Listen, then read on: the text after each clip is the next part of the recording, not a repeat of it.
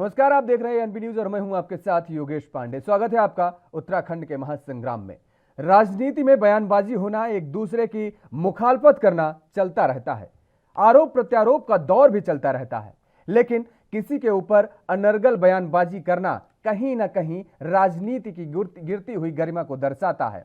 कुर्सी पर बैठे नेता को अपने पद और कद दोनों का ध्यान रखना चाहिए और ध्यान रखते हुए बयानबाजी करनी चाहिए, जो उत्तराखंड के कैबिनेट मिनिस्टर गणेश जोशी ने नहीं की और विवादित बयान देकर पहले सुर्खियां बटोर ली और अब विरोध का सामना कर रहे हैं।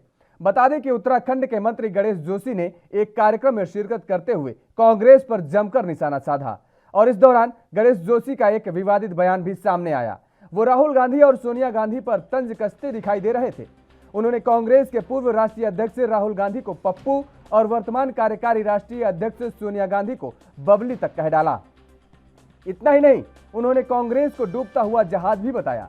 इस बयान के सामने आने के बाद कांग्रेस में अब उबाल है। कांग्रेस पूरे उत्तराखंड में सड़कों पर गणेश जोशी का पुतला फूंक रही है और गणेश जोशी से माफी मांगने की मांग भी कर रही है।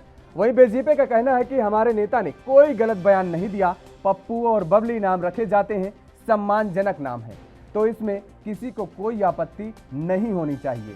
भाजपा का यह भी कहना है कि कांग्रेस उन बयानों को भूल गई जिनमें कांग्रेस ने हमारे नेताओं पर अभद्र टिप्पणी की थी।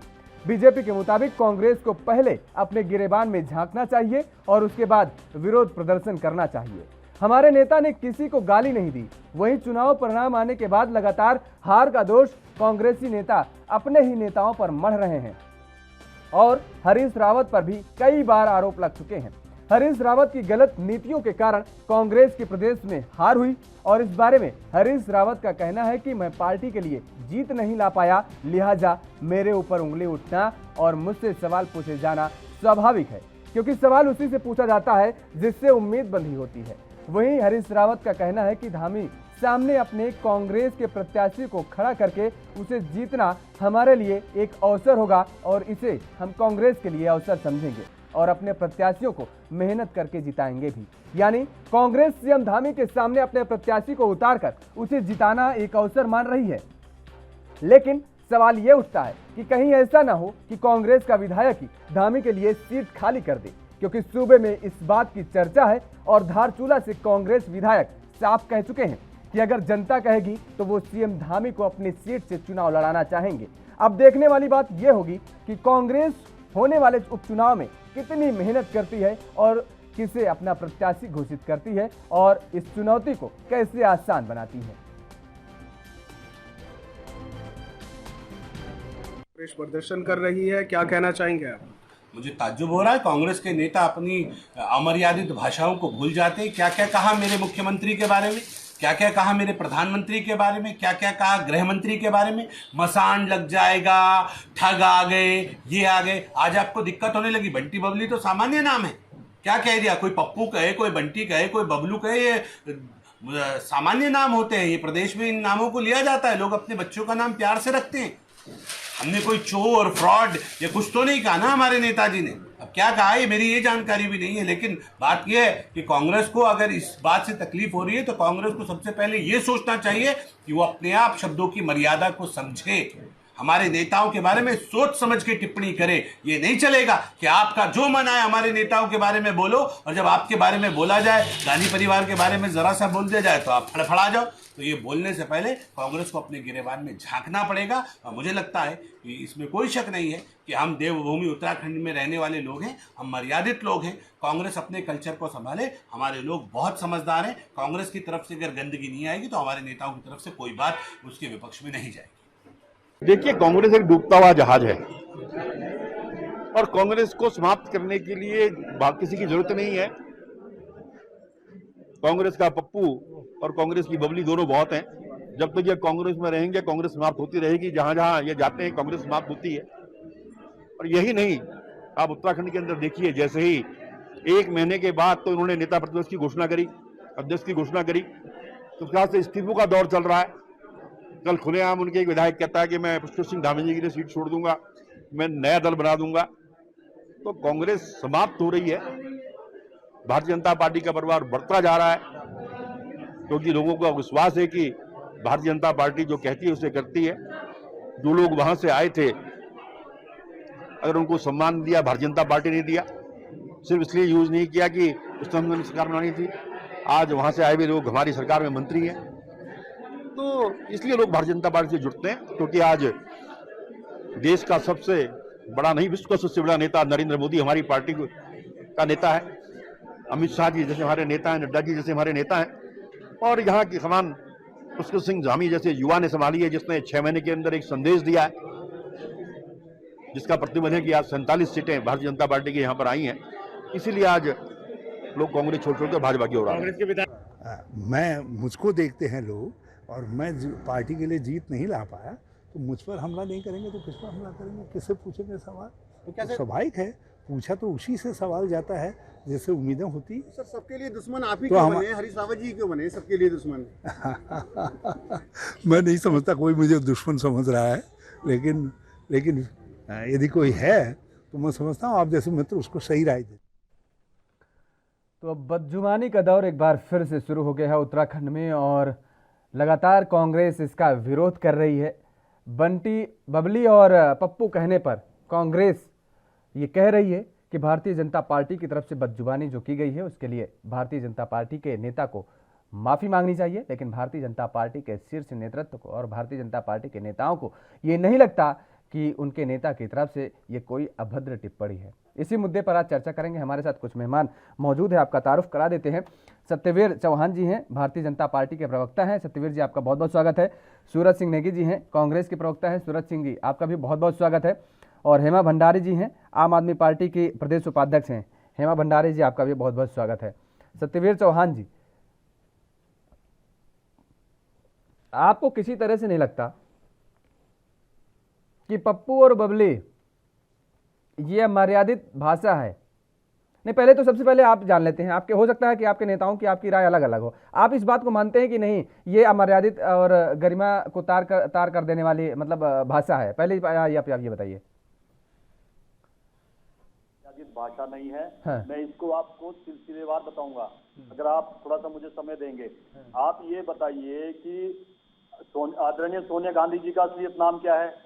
हमने तो कभी भी उस पर सवाल नहीं उठाया कि भाई उनका जो उनके माता पिताजी ने जो उनको एक अच्छा नाम दिया उसको बदल के उन्होंने वो दूसरा नाम अडॉप्ट किया, हमने तो कभी नहीं किया। भारत की संस्कृति नहीं है, और भारत की संस्कृति को भारतीय जनता पार्टी का एक कार्यकर्ता अपने अंदर समाये हुए है। दूसरा मैं कहना चाहूंगा, अब जो राहुल गांधी जी का जो नाम लिया गया पप्पू, सबसे पहले किसने लिया नाम? सिद्धू जी ने लिया है। आज सिद्धू जी किसकी पार्टी में है, जिन्होंने प्रत्येक मंच से उनको क्या बोला? अब आज की बात करिए, ठीक है, जिसने नामकरण कर दिया, अब आज की बात करिए आप।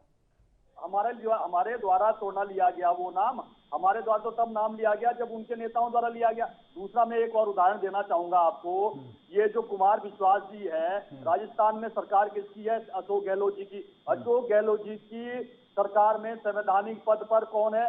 कुमार विश्वास की पत्नी। कुमार विश्वास वो व्यक्ति है जिसने राहुल गांधी को पप्पू बोला था, या तो वो उनको पद से हटाए।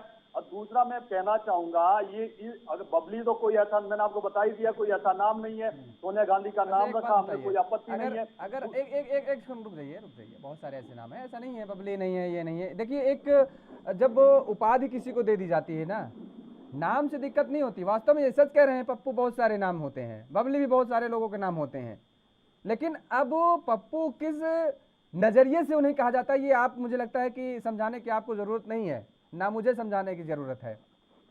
अब चमन लाल, सुन लीजिए, अरे सुन लीजिए भाई, सुन लीजिए, धैर्य रखिए। चमन लाल बहुत लोगों का नाम होता है, और अभी किसी को राहगीर को कोई रास्ते चलते हमको और आपको चमन लाल कोई कह दे, आप एक सेकंड नहीं रुकेंगे, और एक या तो उसे आप शब्दों से नवाज देंगे, या तो फिर हाथ छोड़ देंगे, हाथापाई करने लगेंगे। हम हो, आप हो, कोई हो, भाई चमन लाल भी तो नाम होता है। हमारे कई ऐसे जानने वाले लोग हैं जिनका नाम चमन लाल है। अब अगर आपको कोई कह दे चमन लाल, क्योंकि ये तो हम जान रहे हैं ना कि वो किस मानसिकता से कह रहा है। अब पप्पू किस मानसिकता से कहा जा रहा है राहुल गांधी को, ये हम जानते हैं और आप भी बखूबी जानते हैं। कब किसने कहा, क्या कहा, और अगर कोई कुआं में कूद रहा है तो आप भी कूद जाएंगे क्या भाई? अगर कोई किसी को गाली दे रहा है तो आप कहेंगे कि वो भी तो गाली दे रहा था, हम भी गाली देंगे। मतलब सारी मर्यादा, कोई वही नहीं है।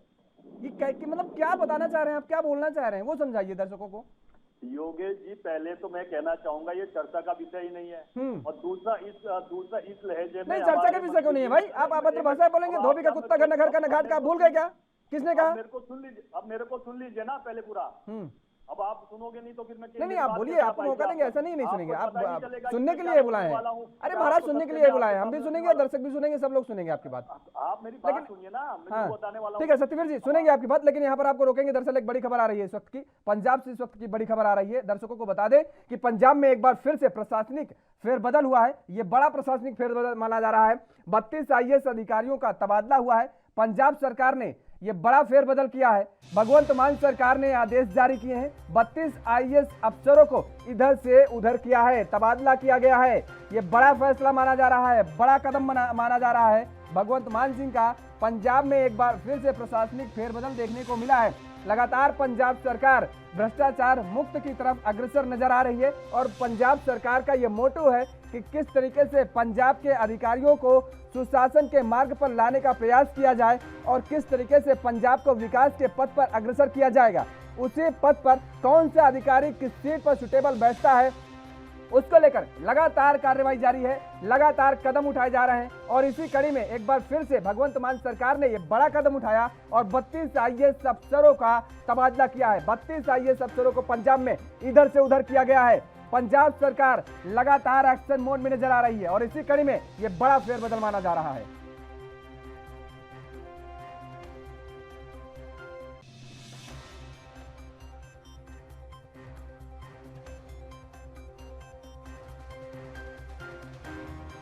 तो 32 IAS अफसरों का ये तबादला हुआ है, और ये बड़ा कदम माना जा रहा है। पंजाब सरकार ने बड़ा कदम उठाया है। पंजाब में एक बार फिर से प्रशासनिक फेरबदल हुआ है।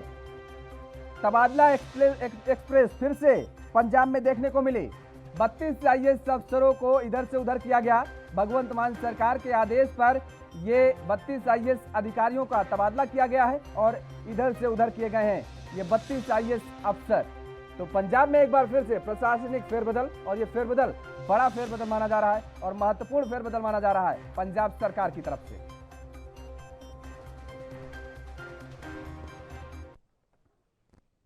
और चर्चा को आगे बढ़ाएंगे। हमारे साथ सभी मेहमान लगातार बने हुए हैं। सत्यवीर चौहान जी, सीधा आप ही का रुख करेंगे। आपको पूरा बात रखने का मौका मिलेगा, ऐसा नहीं है, आप अपनी पूरी बात रखिए, सुनेंगे, लेकिन सार्थक बातें, क्या सच है क्या गलत है।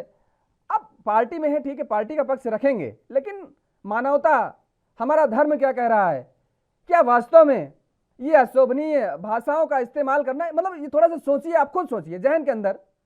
अब थोड़ी देर के लिए हट जाइए कि आप किसी पार्टी का पक्ष रख रहे हैं, तब बताइए मानवता के हिसाब से कि वास्तव में क्या ये सच है क्या, कि किसी के ऊपर भी किसी की तरह की कोई टिप्पणी कर देना।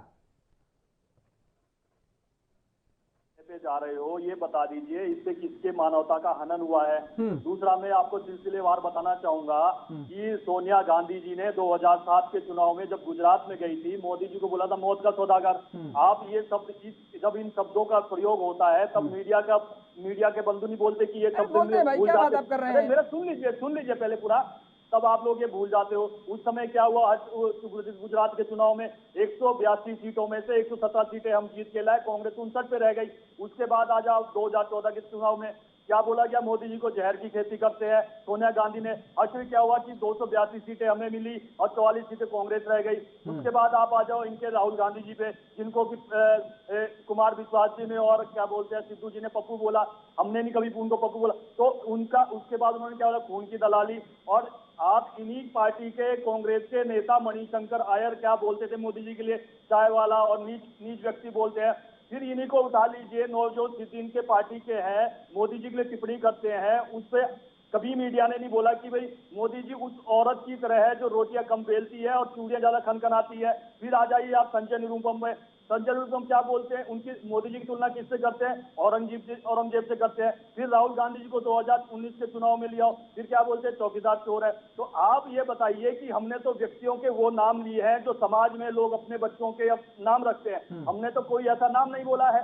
दूसरा, मैंने आपको उदाहरण के लिए बोला कि सोनिया गांधी को खुद बता दीजिए कि उनका ओरिजिनल नेम क्या है। ये भारत की जनमानस जानना चाहता है, ये भारत की जनता जनार्दन जानना चाहती है। हमने तो, अरे बबली तो एक बहुत ही अच्छा नाम है जिसको परिवारों में लोग रखते हैं। अब राहुल को पप्पू बोला है तो वो उन्होंने बोला सबसे पहले, या तो सिद्धू को पार्टी से निकाले या कुमार विश्वास की पत्नी को राजस्थान की सरकार से निकाले, जो संवैधानिक पद पे बैठी हुई है, वहां के राजकोष से तनख्वाह ले रही है। तो हमने तो ऐसा कुछ गलत नहीं बोला है। दूसरा, मैं कहना चाहता हूं, हमारा तो केवल ध्यान हमारे मंत्रियों का है कि उत्तराखंड के लिए किस प्रकार से काम किया जाए। आने वाले समय में उत्तराखंड नंबर 1 कैसे बने, आर्थिक गति से कैसे मजबूत हो, ऊर्जा के क्षेत्र में किस प्रकार मजबूत हो, आने वाले समय में यहाँ पर सर्वांगीण विकास कैसे हो, गांव-गांव तक सबका विकास कैसे हो, और यहाँ पर आने वाले समय में जिस प्रकार यहाँ पर्यटन के क्षेत्र में उत्तराखंड विश्व विख्यात है, आने वाले समय में पर्यटक यहाँ आए, यहाँ की संस्कृति को ले जाए या आर्थिक रूप से उत्तराखंड को मजबूत करे। मैं तो यही कहना चाहूंगा। हम तो इस विषय में बिल्कुल भी नहीं पढ़ते हैं। हमारे मंत्री जी कल ये बयान देने के बाद फिर से अपने कार्य में जुट गए हैं। गजब बात आप कह रहे हैं, अच्छी बात है। उत्तराखंड को विकास के पथ पर ले जाना आपका काम है और जनता ने तभी इसीलिए बैठाला है, और पूरी उम्मीद भी है उन्हें कि विकास करेंगे। आप आएंगे सूरज सिंह के पास, इसका जवाब भी लेंगे, लेकिन फिलहाल रुकते हैं एक छोटे से ब्रेक के लिए। ब्रेक के बाद फौरन हाजिर होते हैं।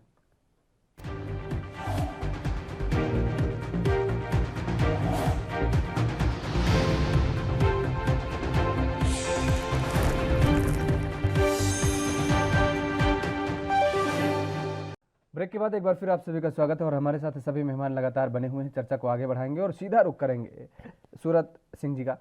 सूरज सिंह जी, देखिए, सत्यवीर जी कह रहे हैं, पहले तो ये कोई वैसे गलत नाम है नहीं। पप्पू और बबली अगर वो कह रहे हैं तो आपको इतना ज़्यादा अब जो है बवाल मचाने की ज़रूरत नहीं है। आम लोग जो है अपने बच्चों का नाम रखते हैं। ये देखिए, जहाँ तक भारतीय जनता पार्टी का प्रश्न है, जो भारतीय जनता पार्टी भारतीय संस्कृति की बात करती है, उत्तराखंड की संस्कृति की बात करती है, इनका चाल चरित्र और चेहरा बिल्कुल एकदम से अलग है।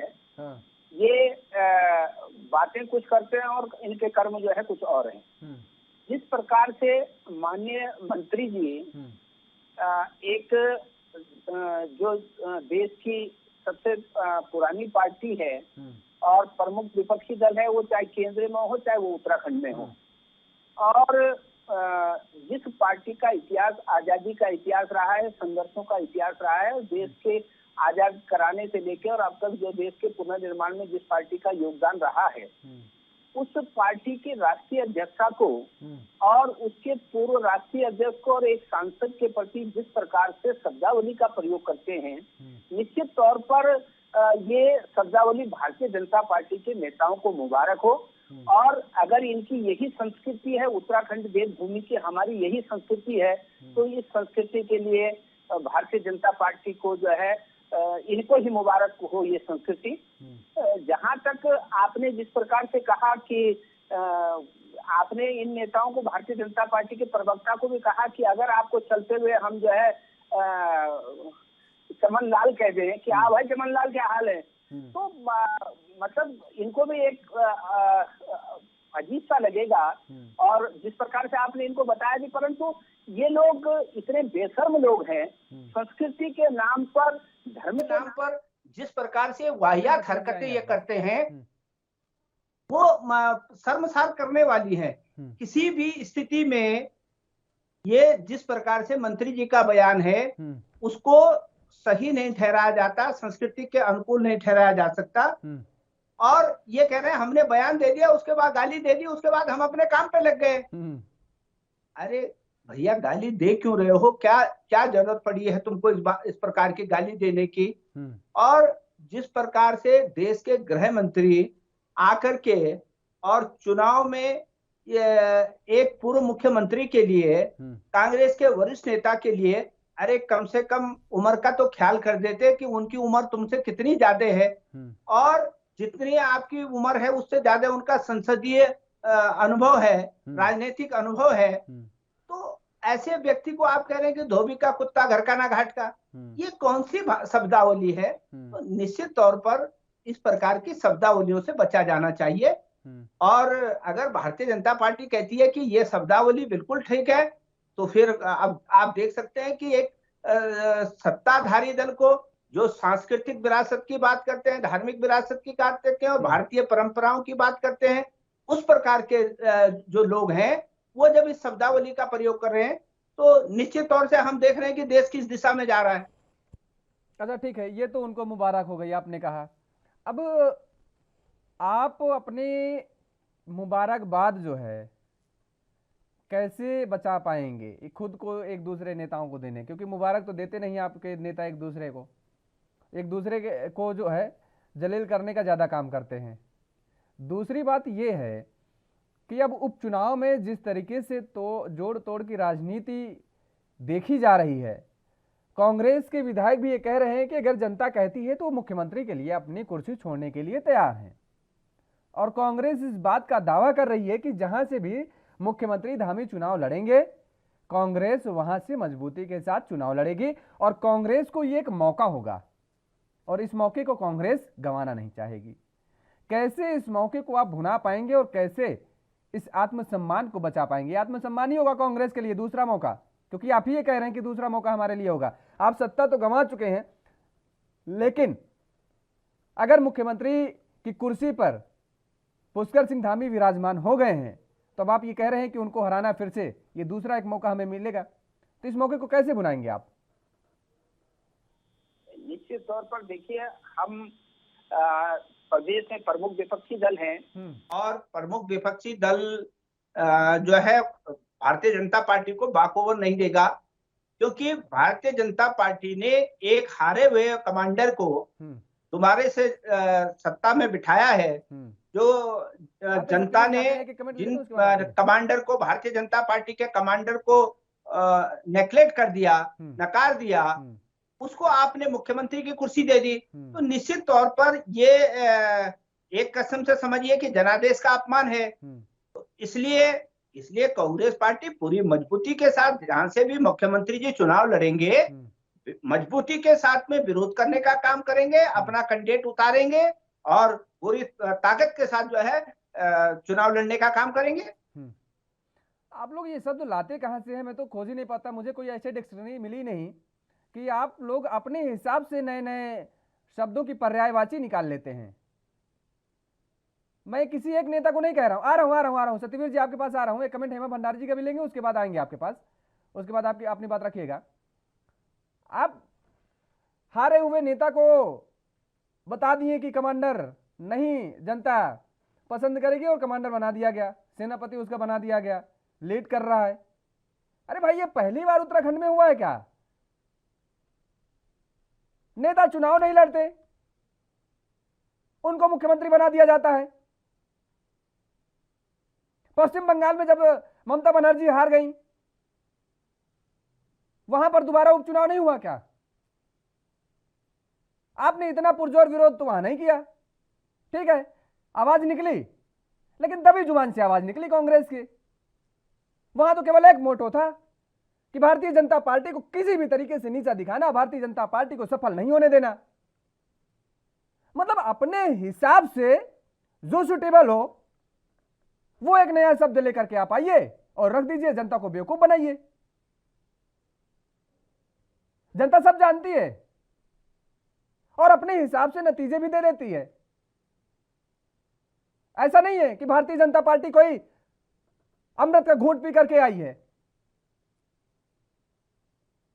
आपने जो काटा, जो बोया वो काटा, जनता ने दे दिया आपको और देती चली जा रही है। अगर अभी भी आप अपने आप को सुधार नहीं पाएंगे, बहुत कमियां हैं, देखिए, देखना पड़ेगा आपको, आत्मचिंतन करना पड़ेगा। और भारतीय जनता पार्टी भी ऐसा नहीं है कि हमने कहा ना कि कोई अमृत का घड़ा लेकर के नहीं आई है या अमृत का घूंट कोई पी करके नहीं आई है। अगर वो जनता के खिलाफ कोई कदम उठाएगी, जनता जिस विश्वास से भारतीय जनता पार्टी की सरकार जहां जहां बनाई है, अगर वो खरी नहीं उतरेगी तो उखाड़ के फेंक देगी बाहर, फिर मौका देगी आपको या किसी और पार्टी को जिसको जनता चाहेगी। तो इसलिए देखिए, ऐसी बातें बोला करिए जो जनता को समझ में आए, जनता को लगे कि नहीं, हाँ पार्टी के प्रवक्ता हैं, पार्टी का पक्ष रख रहे हैं, लेकिन हमारा भी कहीं ना कहीं ध्यान रख रहे हैं, हित रख रहे हैं। आएंगे चर्चा के आगे बढ़ाएंगे, रुकते हैं एक छोटे से ब्रेक के लिए।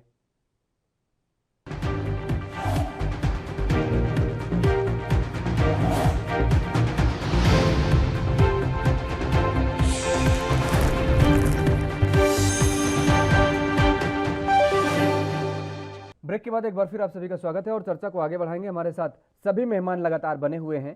हेमा भंडारी जी का रुख करेंगे।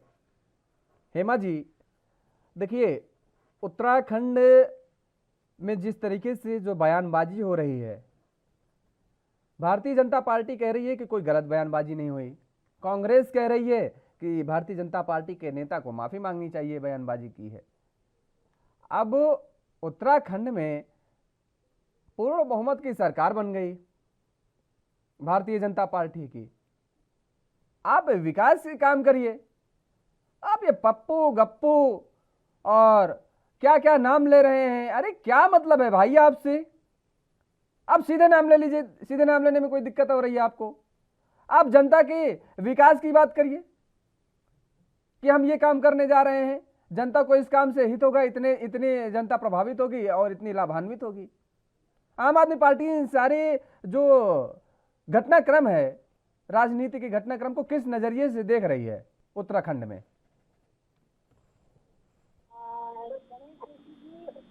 जो सम्मानित पर्सन है और जिस तरह से बड़बोले बोल रहे हैं, उनको अपनी भाषा पर कंट्रोल नहीं है। सम्मानित भाषा उनको बोलनी नहीं आती। असल में बात यह है कि उनको सुर्खियों में रहने का शौक है। तो भाजपा के जो नेता हैं वो सुर्खियों में रहने के लिए कुछ ना कुछ इस तरह से ऊटपटांग बयानबाजी करते हैं और इनको बहुत घमंड है। अच्छा होता कि अगर ये 5 साल के काम के लिए बात करते, ये इस समय महंगाई पर ना बोलते, महंगाई पर इनके मुंह से मां नहीं निकलती है, लेकिन उलट पुलट बयानबाजी करके सिर्फ सुर्खियों में रहने का शौक है इनको। अभी भाजपा में सिर्फ एक ही केंद्रीय मंत्री हैं, नितिन गडकरी जी, जिनके तो आधार बनाकर जो मोदी जी भी वोट मांगते हैं, जो काम करके दिखाते हैं। लेकिन बाकी उत्तराखंड में जो इनको जो यहाँ के मंत्री हैं, इनको भाजपा के मंत्रियों को सिर्फ सुर्खियों में रहने का शौक है और अपने आप को उलट पुलट बयानबाजी करके ये जनता की नहीं सुन रहे हैं। पर महंगाई के लिए त्राही माम मचा हुआ है, लेकिन ये इस बात पे इनके दो शब्द नहीं पूछते हैं, इनके की इज्जत नहीं होती है, सम्मानजनक शब्द नहीं बोले जाते हैं। तो ये इनका दूसरे ही रहा है। और जनरल ज्योति का चाहे चेता गौरे के नाम पे ले लीजिए, इस तरह से ये हरकतें करते रहते हैं। तो इन पर जो सत्यवीर जी कह रहे हैं कि भाई हमने जो कहना था वो कह दिया और अब अपने काम पे लग गए। लेकिन ये काम नहीं कर रहे हैं ना, ये इस तरह काम करें। भाई विधायक ने बना दिया गया है, मंत्री ने बना दिया गया है, तो ये अपने काम पे फोकस करें। अब बयानबाजी करके ऊटपटांग शब्द बोल के और इनको सभ्यता संस्कृति तो इनको सिखाई बन जाती है। इनको तो इस तरह से ये ऊटपटांग शब्द बोलते हैं। तो ये आम आदमी पार्टी की घोर निंदा करती है, इनको माफी मांगनी चाहिए। ये अपनी उपलब्धियां नहीं सकते, इन्होंने क्या किया 5 साल, अब ये क्या करने वाले, इनको इससे बात करनी चाहिए। ठीक है सत्यवीर जी, देखिए आम आदमी पार्टी भी इस बात को लेकर के कह रही है कि आपको माफी मांगनी चाहिए और साथ में आप कुछ कहना भी चाह रहे हैं। आप रखिए अपनी बात। शुरू करता हूँ। आम आदमी पार्टी, अभी आपने पंजाब का भी जिक्र किया था कि इतने अधिकारियों का तबादला कर दिया है। अभी मैं आपको अपडेट कर रहा हूँ, हम भी थोड़ा दूसरे राज्यों के बारे में जानकारी रखते हैं। आपको देखा होगा जितनी भी मीटिंगें हो रही है, उनकी मीटिंगें कौन ले रहा है? एक मिनट देखो, आम आदमी पार्टी की बात, देखो ऐसा है ना, जब आम आदमी पार्टी का जिक्र हुआ है तो उसकी जो क्या कार्य प्रणाली क्या है उस पर भी बोलना पड़ेगा। जब वो हमारी कार्य प्रणाली पर बोल रही है तो मुझे बोलना पड़ेगा उस पर। ठीक, बताइए। आपको भी पता है उनकी बैठकें कौन ले रहा है, क्या नाम लेना पड़ेगा? भगवत मान उस बैठक में नहीं होते जो वहाँ के मुख्यमंत्री है, जनता ने चुना जिनको। कौन उनकी बैठकें ले रहा है? अरविंद केजरीवाल, जिनका दिल्ली पर ध्यान नहीं है कि वहाँ की एमसीडी में किस प्रकार से वहाँ के लोगों को वेतनमान नहीं मिल रहा है। और दूसरा मैं बताना चाहूंगा, दिल्ली दंगों के आरोपी जो कि अभी न्यायालय में मुकदमा विचाराधीन है, एक तो पार्षद जेल के अंदर है, एक इनके विधायक अमतुल्ला खान, ये अपने विकास का मॉडल बताते हैं कि हमने इतने अच्छे हॉस्पिटल बना दिए। क्या हमें बताना पड़ेगा कि उनका जो विधायक है वो कल किस हॉस्पिटल में भर्ती हुआ है और कौन उससे मिलने गया है? वहाँ के डिप्टी चीफ मिनिस्टर मिलने गए हैं मैक्स हॉस्पिटल के अंदर, या ये वहाँ पर भर्ती है। अब ये इनका बता दीजिए कि अगर इतना ही अच्छा स्वास्थ्य का मॉडल था जो ये बोलते थे कि हमने मोहल्ला क्लिनिक बनाए हैं, तो वहाँ पर क्यों भर्ती नहीं हुए? ये तो इनका विकास का मॉडल है, इन पे बात करना ही निरर्थक है और अपना समय बर्बाद करना है। दूसरा, मैं कांग्रेस से कहना चाहूंगा, अभी आपने बात करी थी कि मुख्य इन्होंने बोला कि हमारे मुख्यमंत्री को बना दिया, वो बना दिया। देखिए स्टेप वाइज चलेंगे क्योंकि आपको भी आसानी होगी जवाब देने में और मुझे भी आसानी होगी सवाल करने में। आपने ये जो अधिकारियों का जिक्र आपने कर दिया, 32 IAS अधिकारियों का ट्रांसफर हुआ है पंजाब में, वो मैंने जानकारी दी, तो आपने अधिकारियों को लेकर के सामने आ गए। अब आपको बताएं उत्तराखंड में क्या हो रहा है। उत्तराखंड में हम ये आरोप नहीं लगा रहे हैं, वरिष्ठ पत्रकार, राजनीतिक विश्लेषक ये सब लगा रहे हैं आरोप, और आप स्वीकारते भी हैं, आपके बड़े नेता स्वीकारते भी हैं कि कितने दिनों से फाइल दबा करके रखा गया है अधिकारियों की तरफ से।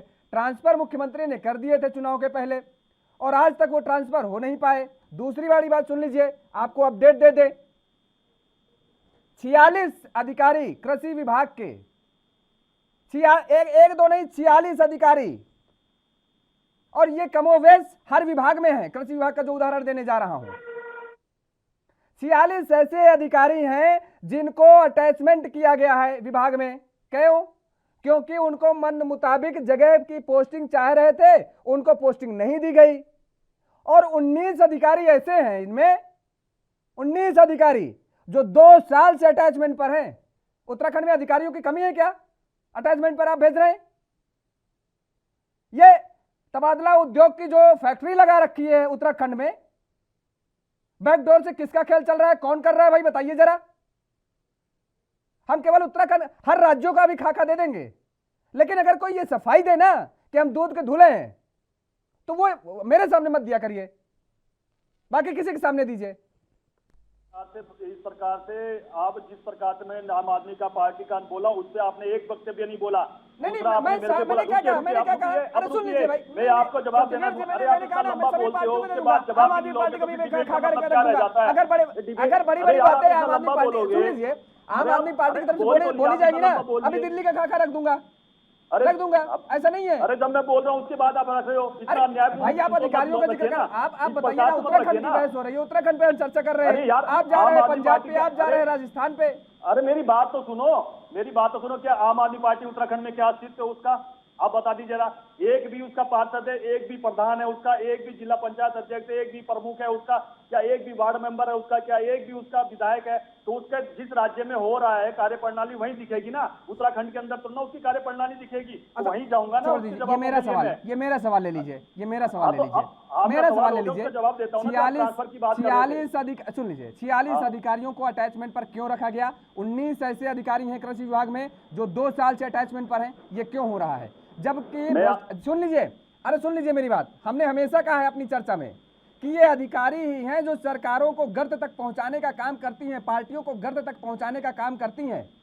ये अधिकारियों को हमने हमेशा कहा है कि वोट मांगने ये अधिकारी नहीं जाएंगे, आप जाएंगे, सत्ता बदल जाएगी लेकिन ये अधिकारी नहीं बदलेंगे, ये अधिकारी रहेंगे, इनकी कुर्सी बदलेगी बस, ये नौकरी पर बरकरार रहेंगे और आपकी सत्ता को गंवा देंगे। अभी मुख्यमंत्री पुष्कर सिंह धामी ने क्या आदेश दिए थे कि किसी भी तरीके का कोई भ्रष्टाचार नहीं चलेगा, समय से कार्यालय अधिकारी पहुंचे, कोई लापरवाही नहीं बरती जाएगी, कोई हीला हवाली नहीं बरती जाएगी, फाइल जो है वो पेंडिंग नहीं की जाएगी। क्या ये सरकार को नहीं दिख रहा है? क्या ये क्या हो रहा है खेल? आप बताइए।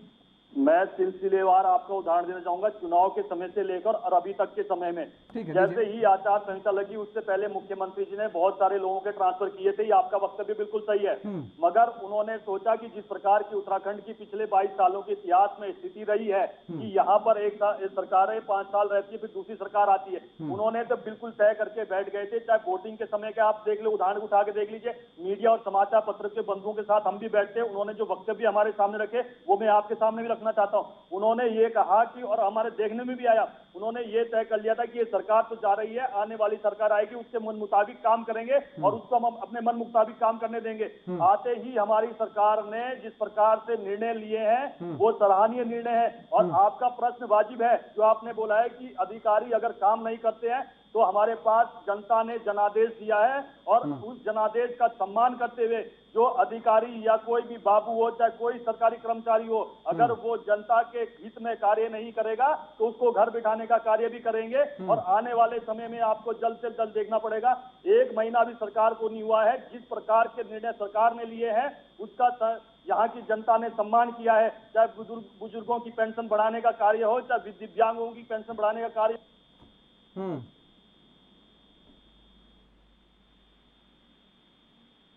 ये तो आपने बता दिया, ये आपने बता दिया। हमने अटैचमेंट का पूछा, वो कैसे बता पाएंगे ये बताइए। 2 ड्राफ्टमैन ऐसे हैं जो 4 साल से अटैचमेंट पर हैं। देखिए हम एक बात बता रहे हैं, 2 साल से 19, 46 अभी फिलहाल हुए, 4 साल से 2 ड्राफ्टमैन, और अनिल जगूड़ी नाम भी बता रहे हैं हम, जगूड़ी जुगाड़ी कह देंगे तो गलत नहीं होगा, उनका नाम जगूड़ी है, और पूरा जुगाड़ बैठे हुए हैं। पौड़ी में उनकी पोस्टिंग है और अपने गृह जनपद उत्तरकाशी में बैठे हुए हैं। सरकार को नहीं दिख रहा क्या ये सब? आप कैसे भ्रष्टाचार मुक्त कर पाएंगे भाई? हम तो यही कहेंगे ना, हम क्या कहेंगे, सभी यही कहेंगे। जो आरोप लगते हैं सरकारों पर कि तबादला फैक्ट्री लगा दी गई, वो कोई फैक्ट्री लगाई थोड़ी ना जाती है। यही होती है कि भाई अंदर खाने बैकडोर से सब कुछ चल रहा है, और हम कह रहे हो कि नहीं साहब सब भ्रष्टाचार मुक्त कर देंगे, सब लहलहाएगी हरी हरी खेती और सब कुछ बिल्कुल राम राज्य स्थापित हो जाएगा, किसी से एक पैसे की मांग नहीं की जाएगी, अधिकारियों की पोस्टिंग वहीं होगी जहां पर वो काम करना चाहेंगे, काम करेंगे, सरकार जहां चाहेगी। ऐसे होता है क्या? समझना पड़ेगा। देखिए सत्यवीर जी, समझना पड़ेगा इस बात को। ये आपके लिए निगेटिव पॉइंट नहीं है, ये जो आपके सामने हम रख रहे हैं ना पूरा खाका चिट्ठा, ये आपके लिए प्लस पॉइंट है। मैं चाहूंगा आप पार्टी का पक्ष रखते हैं, आप चर्चाओं में हिस्सा लेते हैं, आप इस बात को पहुंचाइए और इस बात पे सरकार का ध्यान इस तरफ आकर्षित करवाइए कि साहब ऐसा ना हो कि ठीक है जनता ने जिन आकांक्षाओं के साथ, क्योंकि बहुत कम कार्यकाल था, बहुत कम समय था पुष्कर सिंह धामी को पिछले कार्यकाल में, जनता ने सोचा कि नहीं जिस तरीके से जो फैसले लिए गए, जो काम किए गए, अच्छा काम किया गया, तो इसीलिए उनको दोबारा सत्ता में बैठाने का काम किया जनता ने। तो हम ये चाहेंगे कि इस ओर भी सरकार का ध्यान आकर्षित कराइए। सत्यवीर जी को आवाज नहीं मिल पा रही है, आवाज ठीक करवा रहे हैं सत्यवीर जी आपको। रुक करेंगे सूरज जी। भाई आप भी महंगाई महंगाई महंगाई चिल्लाते रहते हैं, ये क्या महंगाई महंगाई है भाई? भारतीय जनता पार्टी जब विपक्ष में हुआ करती थी, हम इस बात की दाद देंगे बीजेपी की। देखिए पर्सनली मैं अपनी बात कह रहा हूं कि वो चाहे सत्ता पक्ष में हो या विपक्ष में हो, वो अपनी जिम्मेदारी का बखूबी निर्वहन करती है। विपक्ष में रहते हुए भी सरकार की जड़ों को हिला देती है, चैन से बैठने नहीं देती, चैन से सोने नहीं देती बीजेपी सरकारों को, अगर विपक्ष में रहती है तो। विपक्ष का काम क्या होता है भाई? कि अगर सरकार जनता की आवाज को नहीं सुन रही है, जनता के मुद्दों को नहीं ध्यान दे रही है, तो विपक्ष उन बातों को लेकर के आए, सरकार को जगाने का काम करे, सरकार को शांति से बैठने ही ना दे। भाई आप विपक्ष में हैं, जनता ने भी आपको चुन करके भेजा है, ऐसा तो है नहीं कि भाई ठीक है आप चुनाव हार गए तो आप एसी की हवा खाइए, अब 5 साल जब चुनाव आएगा फिर देखा जाएगा। बीच में कभी कभार जो है कभी गांधी प्रतिमा पे, कभी किसी चौराहे पर, कभी किसी चौराहे पर 10 मिनट 5 मिनट धरना प्रदर्शन कर दिया और विरोध जता दिया, हो गया खेला। कांग्रेस को भी जागना पड़ेगा ना। ये मैं अपने लिए नहीं कह रहा हूं, इसमें मेरा कोई लाभ नहीं है। जैसे अभी मैंने बीजेपी के लिए कहा कि बीजेपी की सरकारें हैं तो उन्हें चेतना पड़ेगा, जनता के मुद्दों को समझना पड़ेगा, जनता की जन आकांक्षाओं को समझना पड़ेगा और उन पर खरा उतरना पड़ेगा। तो वो बीजेपी सरकार के लिए फायदे की बात मैंने बताई, जो कमियां हैं अगर सत्यवीर जी जानेंगे, देखेंगे, उसको ठीक करेंगे तो उससे बीजेपी की सरकार का जो है वो फायदा होगा। सत्यवीर जी कहीं जाएंगे तो उनको जनता सम्मान देगी और वाहवाही करेगी कि नहीं यहाँ ये त्रुटि थी, आपने ठीक करवाया। उसी तरह अगर आप जनता की आवाज को उठाएंगे तो जनता आपको स्वीकारेगी, नकारेगी नहीं, और आपकी पार्टी का जो हश्र हुआ चला जा रहा है उसमें सुधार हो जाएगा। जो बिल्डिंग टूटती चली जा रही है उसका पुनर्निर्माण हो जाएगा। कब जागेंगे आप भाई? विपक्ष की भूमिका आप निभा रहे हैं। आज भी देश में 2 ही राष्ट्रीय पार्टी हैं, आप या तो बीजेपी। बीजेपी तो वैसे भी आप देख ही रहे हैं, कह रही कि कांग्रेस मुक्त कर देंगे भारत। तो कम से कम अब तो जग जाइए, अब तो समय आ गया है। कि अभी और कुछ दिन देखने बाकी हैं? हुए हैं, परंतु जब देश की जनता महंगाई, बेरोजगारी, भ्रष्टाचार को किनारे रख करके केवल सांप्रदायिक मुद्दों के आधार पर जनादेश देने का काम करती है, तो फिर ये बातें गौण हो जाती हैं। और आज जिस प्रकार से आप ये देखिए कि जो हमारी मीडिया है, चाहे प्रिंट मीडिया हो चाहे इलेक्ट्रॉनिक मीडिया हो, 2014 से पहले जिस प्रकार से वो महंगाई के मुद्दों को उठाने का काम कर रही थी, उन पर विश्लेषण करने का काम कर रही थी, मैं समझता हूँ कि वहां तक विपक्ष को जो है मीडिया का भी उतना साथ नहीं मिल पा रहा है जितना मिलना चाहिए, क्योंकि विपक्ष सड़कों पे संघर्ष करता है, जनता तक ले जाने का काम उसको मीडिया करता है। और जब मीडिया जो है विपक्ष के साथ में खड़ा ना हो, जनता के साथ में खड़ा ना हो, सत्ताधारी दल के साथ में खड़ा हो, तो फिर इस प्रकार की समस्या आई जाती है। और एक बात आपने कही कि जब कांग्रेस की सरकार थी तो भारतीय जनता पार्टी के लोग कितना कोहराम मचाते थे। हाँ, इस मामले में मैं इनके आगे नतमस्तक हूँ कि ये वो लोग हैं, ये वो संगठन है कि जो पूरे विश्व में गणेश जी को एक ही दिन में दूध पिला देते हैं। इनका जो हवा फैलाने का तरीका है, उसको तो कोई भी जो है उसकी बराबरी आपके पास आएंगे। सूरज सिंह जी, देखिए, अपने अंदर झांकने से अच्छा कि किसी दूसरे को गलत ठहरा देना, ये मुझे लगता है हमेशा से मुझे गलत लगा है और आज भी गलत लग रहा है। अभी आपको बता दें, जवाब दे रहे हैं। फिलहाल वक्त तो चला एक छोटे से ब्रेक का, ब्रेक के बाद फौरन हाजिर होते हैं।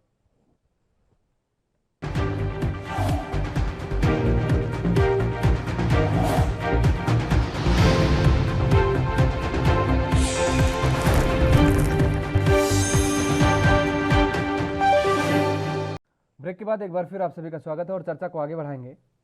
हेमा भंडारी जी का रुख करेंगे, लेकिन उससे पहले जो बातें सूरज सिंह जी ने कही, सूरज सिंह जी आप कह रहे हैं कि मीडिया जो है आपका साथ नहीं दे रही है, आपका मतलब विपक्ष का। आप एसी के कमरे में बैठे हो, वातानुकूलित कमरा हो और चांदी की कटोरी रखी हो, बढ़िया फल फूल सजे हों और समय समय पर चल रहा हो आपका, और आप कहें मीडिया आपके वातानुकूलित कमरे में आए और वहां आपकी बात को सुने और उसके बाद जनता के बीच में पहुंचाए। अरे आपको खुद के अंदर मंथन करना चाहिए भाई। आप कह रहे हैं कि जनता को भटकाने का काम बीजेपी कर रही है। आप इस बात को क्यों नहीं स्वीकार रहे हैं कि हम जनता की बात, जनता तक अपनी बात को पहुंचा नहीं पा रहे हैं, हम जनता को अपनी बात समझा नहीं पा रहे हैं, वहां फेलियर है भाई। आप अपनी बात को कहिए। आपने ध्रुवीकरण की राजनीति को बताया, कौन ध्रुवीकरण की राजनीति नहीं करता? जातिवाद की राजनीति कौन नहीं करता? मुझे बताए, कौन दूध का धुला है? वो चाहे आम आदमी पार्टी हो, चाहे बीजेपी हो, चाहे कांग्रेस हो। आ रहे हैं सत्यवीर जी। आप अपनी बात को जनता तक नहीं पहुंचा पा रहे हैं, इस बात को स्वीकारिए। जनता ध्रुवीकरण की राजनीति सब जानती है, बीजेपी भी कर रही है, आप भी कर रहे हैं। बीजेपी के अंदर वो कुवत है कि वो अपनी बात को कह पाती है और जनता को समझा पाती है, इसलिए जनता उसका साथ देती है। विपक्ष की आवाज मीडिया तब बनता है, आपने देखा नहीं क्या? एक साल किसानों का आंदोलन चला, आपके खिलाफ चल रहा था क्या? भारतीय जनता पार्टी की सरकार के खिलाफ चल रहा था ना।